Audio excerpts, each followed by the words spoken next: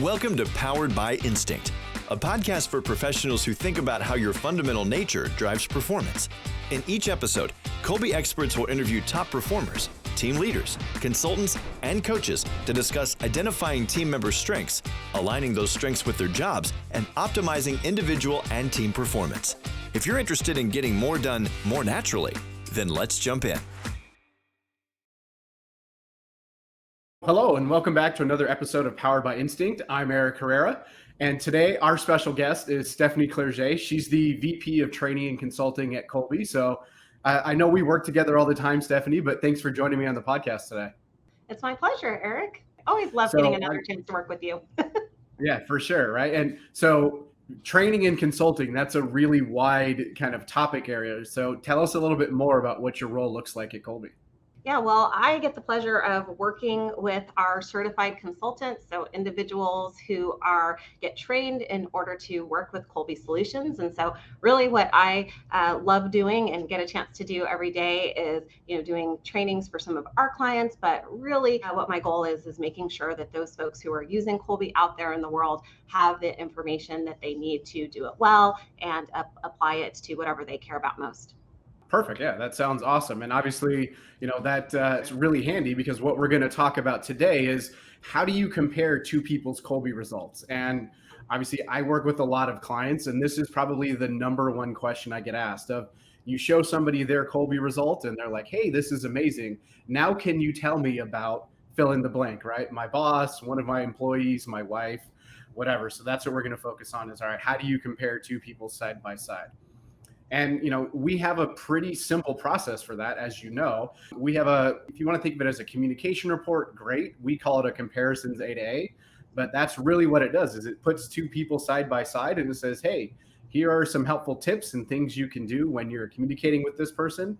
And it also gives you this kind of blinking red box that says, hey, here are the worst things you can do when you're communicating with that folks. So we're going to dive in a little bit and we'll talk about some of the results and we'll give everybody, some examples of, all right, how to work with others, how to communicate with everybody else. So before we jump into that though, I definitely want to give people context, right? Many people have heard about Kolbe, but may still have questions of what the heck is that thing? What is it measuring? So, in your words, Stephanie, what does Kolbe measure? Yeah, well, the Kolbe A index is really looking at this part of the mind. We call it the cognitive part of the mind. But the easiest way to think about this is what is it that you do when you are taking action on purpose? So when you are striving, you're putting in some effort to do something. So not just the stuff you've learned to do in school or learned through your experiences and the skills that you have, not just behavior that's driven purely by emotion. There's enough of that in the world, but really it's this part of the mind that really governs how we make decisions and how we creatively solve problems. And creativity doesn't mean that, you're painting or making a sculpture, although it could be that, but you can be just as creative with an Excel spreadsheet or a PowerPoint presentation in the workplace. So anything that you are really doing that is solving problems. Perfect. Yeah. So it's all about how do you specifically get stuff done? Yeah. Not the what, not the why, but the how. Yeah. Absolutely. And, in Kolbe land, we all talk about our four numbers, right? So I'm a 5392, you're an 8363. So in your own words, Stephanie, what does your 8363 mean? Well, my 8363, one of the first things that people notice about me is that very first number, that 8 in Fact Finder. So Fact Finder is all about how we naturally gather and share information. And all of us gather and share information in, one way or another. And the way that I naturally do it is I dig into the details. And I know we're going to get into this later because you're a little different than that, but I need all the facts, all the information. And I get that through different sources, right? It could be that I'm on the internet and, I'm that kind of person who's going to look at an Amazon review and go 4 pages deep, where most people maybe just look, is it 3 stars, 4 stars, and they're ready to move on. I'm going to read all the reviews and then maybe go to a secondary website, right? So I'm digging into those details, or maybe I'm getting them from talking to people, other people who are out there interviewing people. So there's all kinds of ways that I gather information, but I do that at a really deep level. So that's what that 8 means. And that's really what people are going to notice about me because that's where I'm spending the most time. Wherever folks have their longest numbers, that's where they spend the most time. But then that 3 and follow through, that next one, that blue, for people who are looking at their actual results, it's a blue line. Some people have a long blue line, some people have a short blue line. Mine is a 3, so I've got a short blue line. And what that means is that I don't need a whole lot of structure, systems, processes, plans to kind of get going. Instead, I'm actually going to kind of push back if there's too much structure. So you know how you go to the doctor's office and they give you that like 5-page form to fill out? I hate those things. And I'm going to kind of 1, 2, skip a few, go do the stuff I know, and then maybe come back, versus someone else who might, start at the beginning and sequentially work through until they are done. So I organize in a non-traditional way, but I'm great when the plan changes, because that's the natural strength to adapt. And then, I've also got some other great strengths, like in Quick Start, that green line. That one is great for working with individuals who have lots of ideas, and sometimes even those who are there to kind of keep things stable. I'm kind of that great bridge in between them. I facilitate change, but I'm not going to be necessarily the one that's going to drive change, but I'm going to be great at kind of keeping it going. And then last but not least, my implementer, that 3 and implementer, that one says that, I am not the one who should be building stuff, creating physical things. I delegate all the landscaping tasks and repair of everything in my house to my husband, who has some of those strengths and skills for that matter. So I deal with things that are more conceptual and abstract. Yeah, and obviously, doing coaching, consulting, that kind of things, that's more of an abstract. You can't hand somebody consulting, but it still has value. It's a real thing. And so working in that intangible kind of mind space definitely helps. Yeah. And so, for me, I'm a 5-3-9-2, right? So the short version of what the heck that means is just let me go out and try some stuff. I'm going to come up with some ideas. Some are going to be great. Some are going to be terrible. That's okay, right? Just let me keep coming up with more ideas and just kind of going for it. Give me enough information to be dangerous. I'm going to change stuff on the fly or as needed. And kind of like Stephanie, you don't want me fixing stuff in your house. If you need a ceiling fan hung, I'm not your guy. I'll get it up there. I just don't know how long it's going to stay up there. That could be bad if it's a ceiling fan, Eric. Right. And, you just heard both of our descriptions of kind of our MO and our 4 numbers. And you probably noticed the difference between how Stephanie described her strengths and how I describe my strengths. That's actually, right, Stephanie's kind of pointing it out there, right? That actually comes to that first number, the fact finder. Stephanie's going to give you all the info. She's going to give you the actual 20-page report or the verbal 20-page report, whereas I'm more going to dig into, all right, just the specific, couple 2-3 bullet points, what you need to know. And right, this is really helpful to understand this about coworkers, employees, your boss, your significant other, right? Because if I understand, hey, Stephanie's not messing with me, she just needs lots and lots of info, or she's going to share lots of info. Okay, great. I can start to use that to my advantage, and she can help me in some areas where you need some of those critical details, and vice versa. She can kind of lean on me for coming up with those random ideas out of left field, those kinds of things. So now what we're going to jump into is we're going to start to look at 2 people side by side and say, all right, how do you use this Kolbe data to help improve some of those relationships, lean on each other, those kinds of things? Yeah, it's interesting, Eric, because, I'm not going to be the one who's going to, when you have those crazy ideas, I'm not going to be the one who's going to keep you out of trouble. I'm going to be the one that is most likely going to say, sure, we can at least try this. So yeah, there's so much that we can learn about ourselves from understanding our A to A. I also love the point you just made about other people, getting to understand the A of another person. One of the things that's so important about that is obviously there's the collaboration piece, which is super important, but also you learn more about yourself when you see the strengths of others, right? You really start to understand if you're looking at your numbers and you're, looking at numbers of other people, their MOs, and you're not really sure, getting seeing 2 numbers together and then seeing how those strengths play out in real life is a good way to self-reflect as well as to collaborate. So that's one of the reasons I'm so excited to talk about the Comparisons A to A report today. Yeah, and just to circle back a little bit, quick reminder of what Stephanie mentioned earlier, right? With Kolbe, we're looking at one specific part of the person. We're looking at how do you get stuff done, right? I don't know if you're extroverted or if someone's introverted, those kinds of things. So we're simply looking at, hey, when 2 people are getting stuff done, how are they going to go about making those things happen? So we have a couple examples here. So I'm going to pull some up and we're going to talk about some folks. So We kind of talked about you and I working together. So we'll talk about some other people that we know very well, right? So we're going to talk about David Kolbe, who is our CEO, and he's an 8273. And we're going to talk about Amy Bruske, who's our president. She's a 3583. For those of you in EOS land, David is our visionary and Amy is our integrator. So let's jump in. Hey, Eric, I got to interrupt you here in case people don't know what EOS. So it's Entrepreneurial Operating System. So sorry, I gotta do my little 8 in Fact Finder in case people don't know what that is. And it's a system for achieving traction in your business, and it's something that we use here at Kolbe as well. Yeah, again, right. That's the interplay of two people with different results working together, right? I just gave you the high level overview. Stephanie made sure to clarify for those of you that don't know what the heck I'm talking about.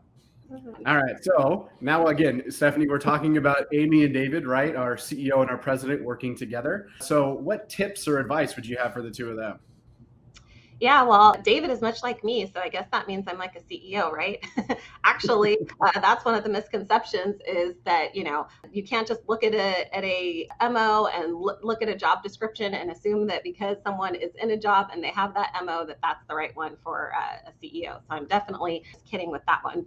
But yeah, David, much like me, he is going to dig into all the details with that 8 in Fact Finder. But Amy is a 3 in Fact Finder. So she needs just kind of that bottom line in order to get started and solve problems. She doesn't need as much information.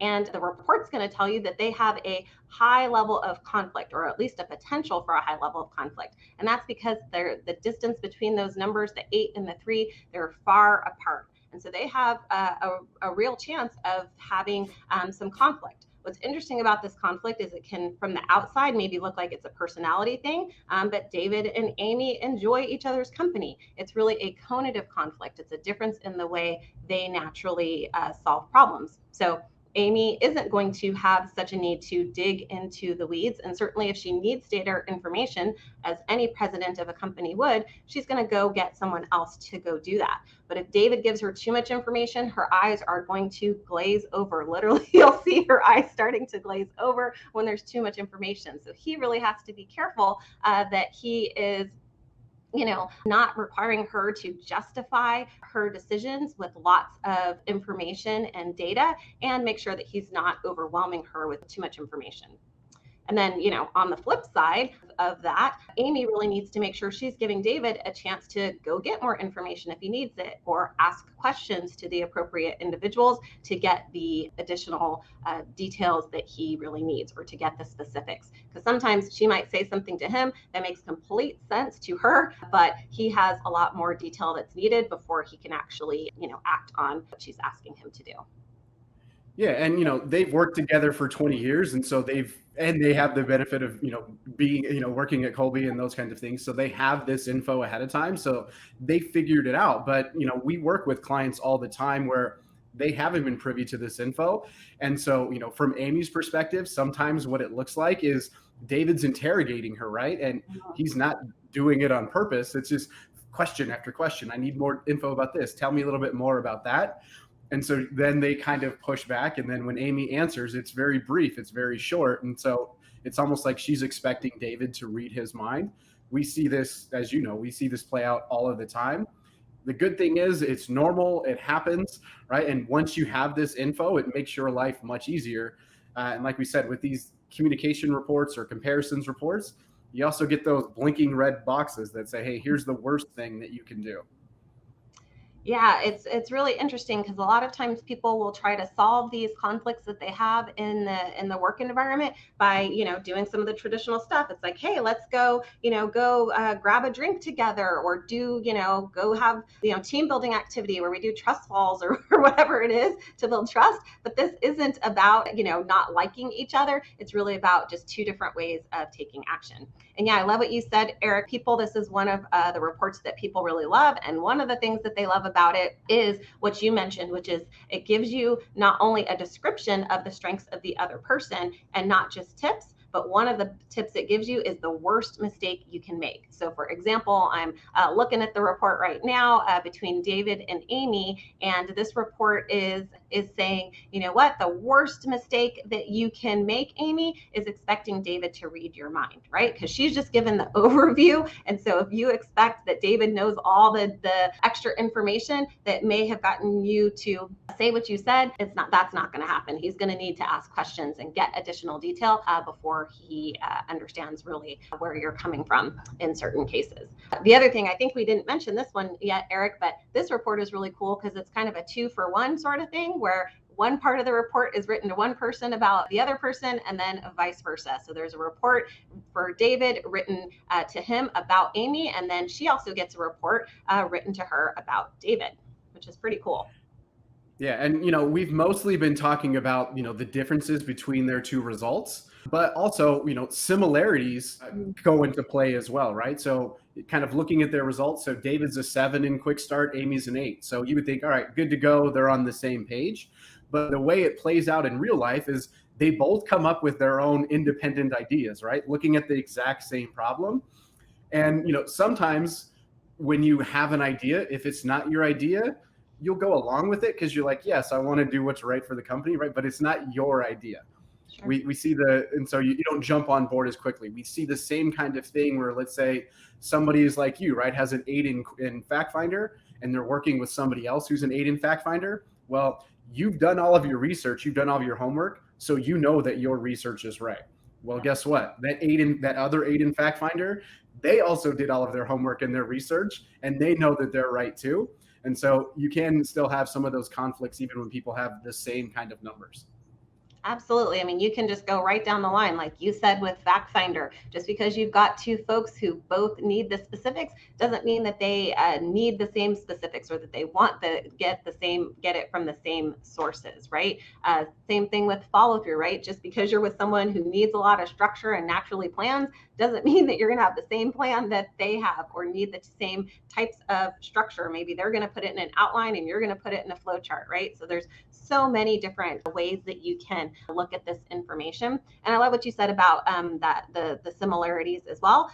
Those similarities can also really be strengths, right? So the fact that Amy's an 8 and David is a 7 in Quick Start means that they are fantastic brainstorming partners. And so sometimes they can maybe have different ideas, and that could be a problem, but cognitively, they are great in terms of having a low conflict level in that mode and really being able to support each other when coming up for ideas and brainstorming, experimenting, innovating, and driving change.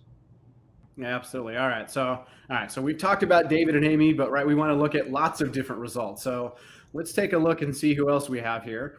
And again, we'll talk about you and I in a little bit, but we'll talk about our favorite friends, Georgia and Herb, right? So if you've been to our certification class, you know all about Georgia, you know all about Herb. For those of you on the podcast that haven't been to certification yet, so Herb is he was the founder, I believe, of the business, right? And he's also the chairman of the board. Georgia is the CEO. And so Georgia is an 8642 and Herb is a 3674. So, all right, what do we need to know about these two working together, Stephanie? Yeah, so I'm not going to dwell too much on that difference between 8 and 3 because we kind of talked about that. That's pretty similar to David and Amy, but that is one of their areas of potential for high conflict. But one of the things worth talking about for them is probably this difference in implementer. So implementer is one of those modes that has strengths that sometimes is a little bit misunderstood. So I think this is a cool opportunity to kind of talk about some of that, because Georgia is much like you and I, right? She's in that same zone. She's going to naturally envision. She doesn't need to see it to believe it. She doesn't need to be hands-on or on-site. What's interesting about these two is they work in a company that has a physical product, a bit of a manufacturing component even. So it's really interesting to kind of think about, if you are in that space where those types of strengths are needed for your work, how does that play out? So Herb, even with his 4 in implementer, so he's not in the 7 to 10 range, but even if folks in that 4 to 6 range are going to have more of that need to be hands-on, to be face-to-face, and they are often really going to contribute to the quality of, physical parts of the business, whether it's materials, making sure there's quality materials, or just some of that quality end product. And so Herb is going to naturally spend a little bit more time in that area than Georgia would. That's really an important component of understanding your strengths, is understanding where you're going to spend your time. And that comparisons A to A report gives you not just a comparison between the two people, but a comparison of how you start the problem solving process and kind of your natural flow, and how you spend your time. And so they're going to spend their time in different places, with Georgia spending most of her time getting the facts and Herb spending most of his time brainstorming, because of that's where their two longest lines are. But there's some other places like Implementer where Herb is going to spend a little bit more time, and a place like Quick Start where he's going to spend his time a little bit more as well. And, you brought up an interesting topic just now, Stephanie. You talked about the 1 to 3 range, the 4 to 6 range, the 7 to 10 range. A cool thing about Kolbe is, all of those are strengths, a 1, a 10, a 5, somewhere in between. We're just trying to figure out on that continuum, where do you fall? But tell us a little bit more about kind of 1 to 3, 4 to 6, 7 to 10, how that works. Sure. So we usually start by talking about our strengths in the 7 to 10 range, not because they're more important than any other strengths, because your strengths in all of kind of those 3 zones that Eric just talked about, they're all equal. They're all very important. If everybody had strengths just in the 7 to 10 range, and so I'm talking about, in FactFinder, that natural strength to specify, in follow through, that natural strength to systematize, in Quick Start, that natural need to innovate, and in Implementer, that natural need to build or demonstrate. If everybody just did that, then we would have a bunch of people spending time in getting themselves into problems like analysis paralysis in the FactFinder, or getting stuck in bureaucracy in the follow through, or so many ideas, but not actually taking action, or competing ideas. And then even in Implementer, you can have problems if we had too many folks in the 7 to 10 range, because they would actually make things to such perfection, for such durability and long-term, building for the long term, that it might actually increase our costs. So if everybody was like that, we would have a bit of a problem. So we also have on that continuum strengths on the other end of the continuum, in the counteract, in the 1 to 3 range. Those are really the strengths that are meant to keep us from having too much of a good thing, right? So you and I have that great strength in follow through to make sure that there's not too much bureaucracy, right? So keeping for there being so much structure and over systemization where it can get to be a little too much, we're going to naturally push back. Just like folks in the 1 to 3 range in FactFinder, they naturally push back by summarizing to make sure we don't get bogged down in the detail. And folks in Quick Start naturally make sure that things are staying stable even in the midst of change. And folks in Implementer make sure that everything doesn't get overbuilt, and we can also pay attention to those things that are less concrete. And then we've got those great strengths in the middle. So I guess I shouldn't forget those. So lots of folks have strengths in the 4 to 6 range as well. And those are all fantastic talents for really being that bridge between folks on other end of the continuum, but they're also strengths in and of themselves. Perfect. All right. So, when we're talking, let's kind of circle back and let's keep going, on Georgia and Herb here, right? So again, Georgia's an 8-6-4-2. Herb is a 3-6-7-4. What other kind of insights, or what things should they be looking out for when they're working together? Yeah, so one of the things that it's telling us in this report is that they should, even though they have the same strength, they're both that 6 in follow through, they're both in that same zone that we were just talking about, that middle zone in follow through. They both naturally detect discrepancies and adjust procedures. However, the worst mistake that they can make is letting the substandard system stand. So they are not, neither of them are going to naturally initiate or kind of get things going in that follow through domain. So they're not going to naturally put systems and processes in place. They can do that, but that's not what they're going to most naturally do. So the danger for them is that because they're both in that same follow through zone, they might just say, you know what, I'm going to just keep maintaining this system that is already, here, versus seeing the need to put a different structure or really make the adjustments that are needed. Yeah. And also, as you were talking, you brought up another good point. You talked about, their natural strengths. What we know, right, is we're all our best when you can just be you, right? If I get to be a 5.392 all day long, I'll be successful. If you get to be an 8.363 all day long, you'll be successful. But if you try to be a 5.392, you're a smart, capable person, you're still going to struggle, right? And eventually you're going to get burnout and tired and those kinds of things. And same is true for me. If I try to be you, I'm definitely going to struggle there. So for all of you out there, just do you, right? As much as you can, whatever your 4 numbers are, lean into those strengths and do as much of it as you can. Yeah, that reminds me of, Kathy Kolbe really talking about the definition of success is the freedom to be yourself. And that's in, whatever interest you choose or whatever, you do as your primary function, whether it's at work or spending time in the home, volunteering, whatever those things that you care about most, being free to be yourself. It sometimes sounds actually like a selfish thing. Sometimes for some people, they kind of see, oh my goodness, just being free to be myself, that's sort of selfish. But it's actually the best way to give your contributions to the world is understand your strengths. That way you also understand your needs. And once you get those needs met, then you can contribute in the way that you're meant to contribute. Yeah. And right. So we're talking about, be you, use your natural strengths, that kind of thing. However, right, we all have to work with other people. Some of us may prefer that we didn't have to work with other people, but realistically, you have people that you work with that you're inside of the company. If you're external, you work with clients or vendors or those kinds of things. And so you are going to have to adjust to others. And that's part of the reason we're doing this, kind of side-by-side comparison is here's some specific guidance on how do I adjust to Stephanie when I'm communicating with her? How does she adjust to me? Because, it makes everything go much better if you can at least move a little bit over towards Stephanie's side, or she can move a little bit over, towards my side when we're working together, when we're communicating, that kind of thing.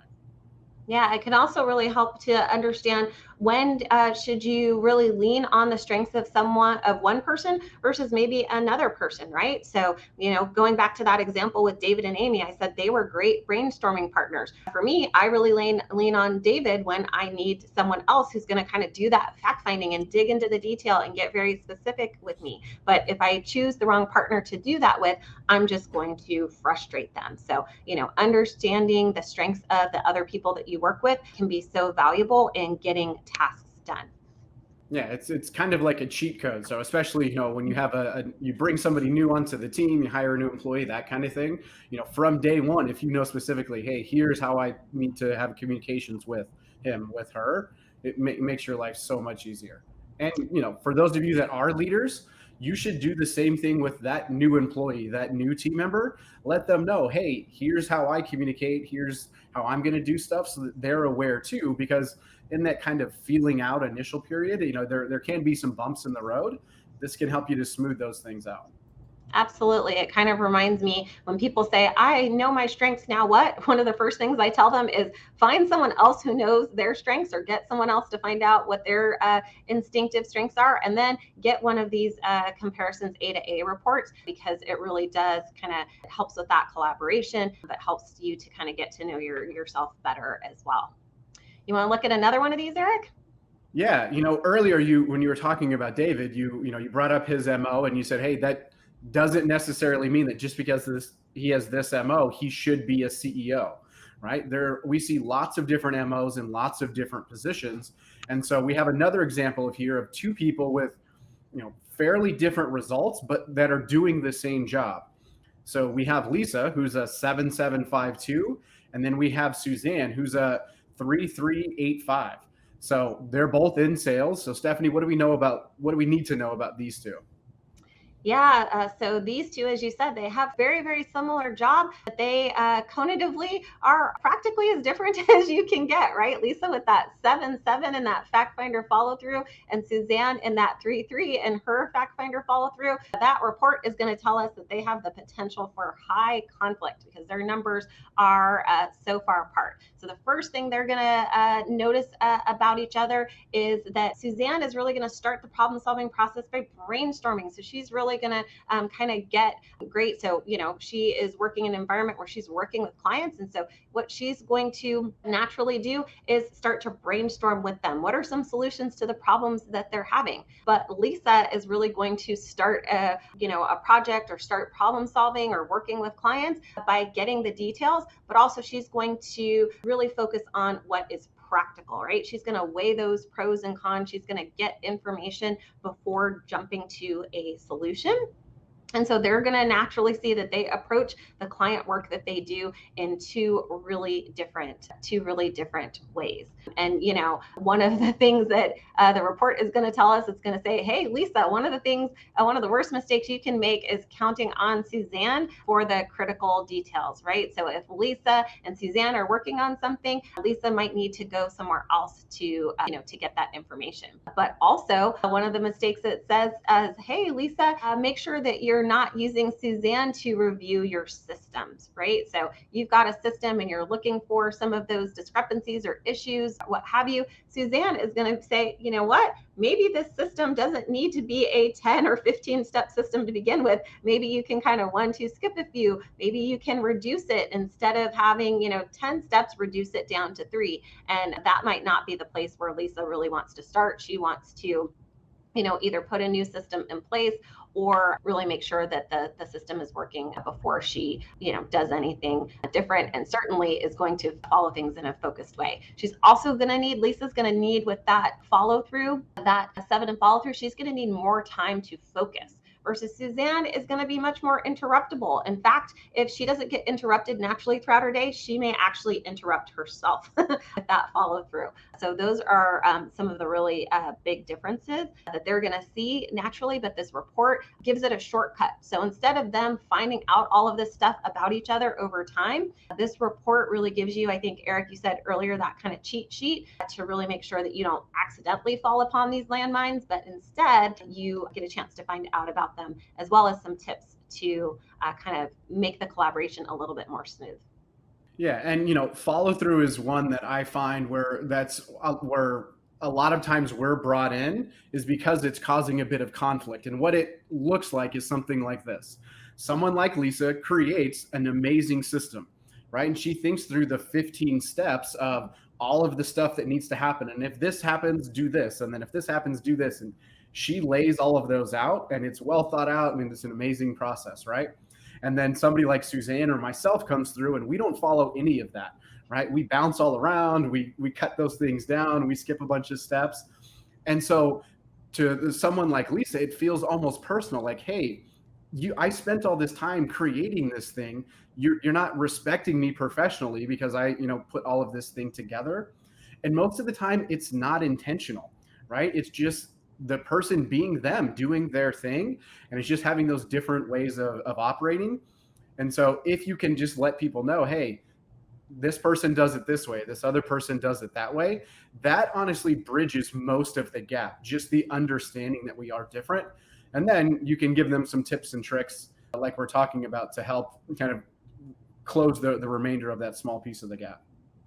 Yeah. Well, yeah, I love all of what you said. Giving people tips for working with you, and this information can really give you a great start. But it's also not all bad news. Even when you get a report that says that you have a high potential for conflict, once you do what Eric said, which is kind of get that self-awareness and that awareness of the other person, then once you can kind of make that commitment to, hey, we're on the same team, we're working towards common goals, then you can really figure out how to leverage the strengths of the other person. So, we actually know Lisa and Suzanne, and so we know some of the things that they actually work on and collaborate together. So Suzanne is going to go to Lisa and say, hey, Lisa, you've already done some of this detailed work, right? Maybe a client asks for, some detailed information, and you got to kind of break down some of Kolbe's solutions. Lisa's already done that. So instead of Suzanne having to do that detailed work and that documentation, she can just grab that from Lisa and maybe make a few of her own modifications, maybe even kind of put the bottom line to it, but she can go ahead and use that.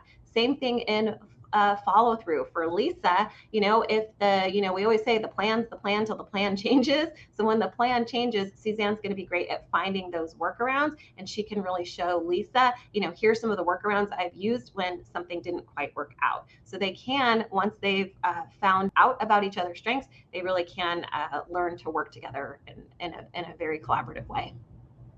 Yeah, absolutely. All right. So we're going to talk about one more example here. So we're going to talk about our friends May and Joe. So May is a 7815 and Joe is a 4393. So even more dissimilar than Lisa and Suzanne. So what do we need to know about these two, Stephanie?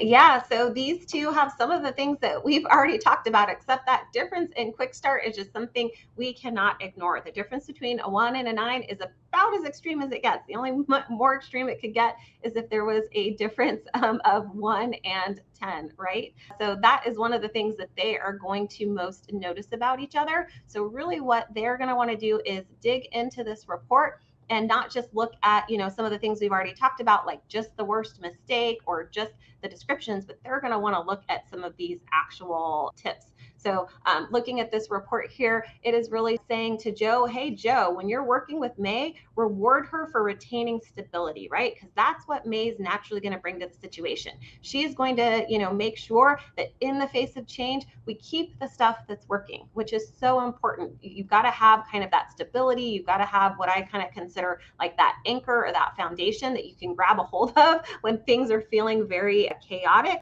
when change is afoot, which, none of us can, run from change for too long. It always finds us one way or another. And so you need those people who really can do that. And so you need to recognize that. Even if you're in an organization or you're in a time period where there's lots of change, recognizing that strength of stability can really help that.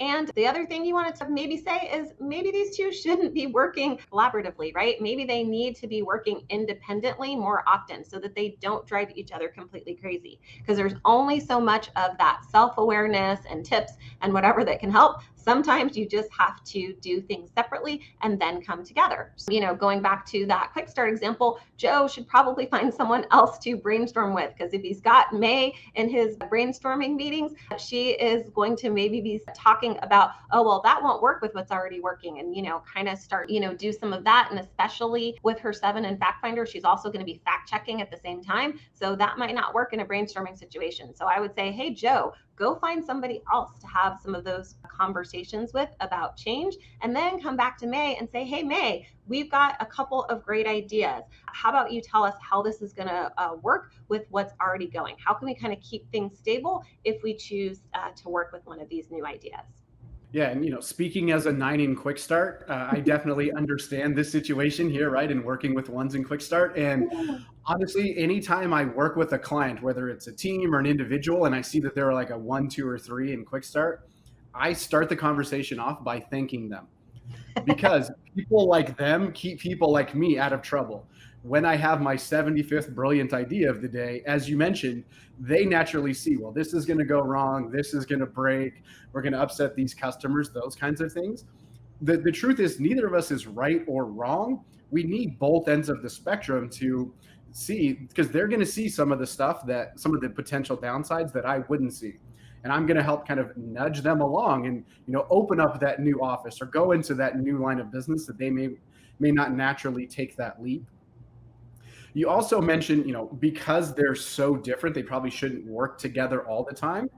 That's where we need somebody like you in the middle, right? That 4, 5, and 6 to kind of bridge the gap between the two of us and help us all work together. So how would that work, Stephanie? If let's say we have a 3-way kind of, we have somebody like me who's a 9, somebody like May who's a 1, and somebody like you who's a 6. Yeah, well, that would work really well. Kind of that natural, covering all the zones, all the different strengths on the continuum in any mode works really well, so that, you have someone who's going to kind of bridge those differences. With my 6, if I were to kind of jump in there, then I could, sort of say to Joe, hey, Joe, how about we just dip our toes in the water first and maybe try this? Maybe we present it as a pilot, right? So as we can kind of say, we're going to try this and see how it works. We're going to try it for 90 days. And if it works, we're going to move on. Meanwhile, I'm kind of working with May and saying, hey, May, let's figure out how can we do this in an incremental way. I'm also going to maybe try to appeal to some of her other strengths and kind of try to get those going. So, I know we're doing this change. How about you work with your 8 and follow through to kind of put together a plan that's really going to help us figure this out, or some worst case scenario planning in case maybe this pilot doesn't quite work out, right? Or use that fact finder to go dig into some of the details or the data that maybe we need to see if this new change is actually working. So having kind of those mid-range strengths is great because, in this case, we're talking about that modified talent and quick start, which really does help to facilitate change. Yeah, absolutely. All right. So, luckily that we have some amazing members of our team and they created an outline for us. And I, did my best to kind of sort of follow the outline and keep us on track. So, what are, if you want people to walk away from this session with, let's say 2 or 3 takeaways, Stephanie, what would those takeaways be? Yeah, well, I think that one of the first takeaways is, as I mentioned, as soon as you have your own strengths, try to get the strengths of one other person, run one of these comparisons reports so you can really kind of see what is going on, especially with somebody that you collaborate with. Also, pay attention in your, collaborations, your relationships, your interactions with others to areas where you might have some friction, and really try to pinpoint, where is this coming from? Is this a difference in skills or experience? Is this a difference in, maybe our personalities or our shared values or our commitment to this task? Or could this be an issue that is in this third part of the mind, which is all about how we solve problems and make decisions? And that's, the best way to figure that out is to actually, compare your 2 Kolbe A indexes together and run a report like this, comparisons A to A, as well.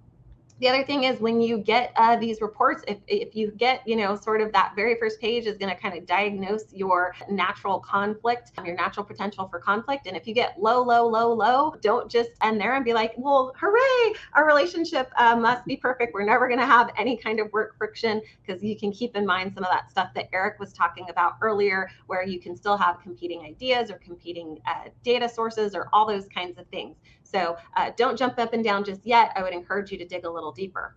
And then for those people who do find that maybe they've got some high conflict or some medium conflict, definitely use these tips. Try them out, see how they work for you, but also don't see it as a doomsday scenario. One of the parts of this report that I really love is the last page. And it talks about the power of collaboration. And the power of the collaboration is, we talked about earlier, there's the 4 action modes: the fact finder, follow through, quick start, and implementer. But there's also those 3 zones that we went through as well along the continuum. When you put those 2 things together, you get 12 different Kolbe strengths. And the more different you are, the more diversity you have across those 12 strengths. And we've actually shown that more diversity actually helps the problem solving process. And so just because you're different, you might need to learn to work around a few things and collaborate a little bit differently, but you also cover more of those 12 strengths, which can be really helpful when you have a variety of different tasks that need to be tackled. Yeah, absolutely. And so, for those of you that are listening and you already have your Kolbe A result, definitely go and get a Kolbe A on somebody else that's important to you. It can be, again, it can be your business partner. It can be one of your employees. It could be your significant other. This information, even if you've known that person for a long time, is really valuable because it takes the emotion out of it, right? It's all objective data. And the cool part about Kolbe is it's all strengths-based, right? I've looked through, a couple of thousand Kolbe A results. Stephanie's probably looked through even more than that. And I have never seen a bad word about somebody in there, right? It's all, hey, you have this amazing strength, Stephanie. Eric, this thing about you is fantastic. And so you want to share this with as many people as you can, and you want to get this info on others. So if you want to get more info, if you want to get others to take their Kolbe A, if you want to get one of these comparison reports, easy way to do it, go to Kolbe.com. We have stuff on there about teams, communication. Check us out, drop us a note. We'll definitely reach out and help you. We also have a network of consultants all around the world. So if you're in Australia, if you're in the UK, if you're in South Africa, if you're in the US or Canada, we have folks locally that can help you as well. And we'd love to do so. So check us out, go to Kolbe.com. Stephanie, any final words for the listeners? No, it's just my pleasure to be here. It's always fun to work with you, even though we have slightly different strengths. We've learned how to collaborate well, and so it's always fun. Yeah, it's definitely, yeah. And as Stephanie mentioned, we have different strengths, but we've figured it out. For those of you that don't know, Stephanie likes to write emails that are, I don't know, at least 47 pages long, right? You have to keep scrolling, and I have a giant screen, and that's okay, right? She's even rolling her eyes at me, but we use it to our advantage, right? When I need those critical details, when I need that research, I can lean on her. When she needs a random idea, she leans on me and says, "Hey, Eric, what do you think?" And then I come up with 14 of them. So by 10 a.m. By 10 a.m. yeah, that is by 10 a.m., right? yeah. And so we need those differing talents. Understand all of those around you in your world, and your world will become that much better, and you'll become that much more productive. So we want to thanks everybody for for joining us today, and we'll see you on the next episode. Bye, everybody. Thanks for checking out this episode of Powered by Instinct. This show is brought to you by Kolbe Corp, a company that helps leaders and organizations thrive using the only instinctive strengths assessment on the market. If you enjoyed this episode, then follow Powered by Instinct wherever you get your favorite podcasts, or join us online at kolbe.com/podcast for all the latest episodes.